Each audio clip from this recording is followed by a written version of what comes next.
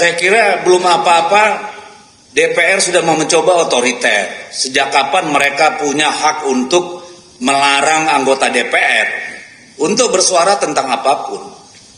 Ya, belum apa-apa sudah otoriter begitu, apalagi Komisi 3 atau MKD, silakan. Saya sebagai anggota DPR RI punya kewajiban menurut undang-undang melakukan edukasi politik, hak saya untuk melakukan itu. Kalau saya berbeda pendapat dengan dia, bukan berarti dia boleh sewenang-wenang manggil dan mengadili orang. Silakan dipelajari dulu. Ya, ada tahapan-tahapannya. Jangan belum apa-apa DPR sudah jadi lembaga sok kuasa. Ya, saya kira fenomena parcok ini sudah dibicarakan di mana-mana. Ya, kalau mau manggil saya silakan panggil dulu itu yang namanya bocor halus, Tempo. Coba mereka investigasi mendalam baru panggil saya. Kalau dia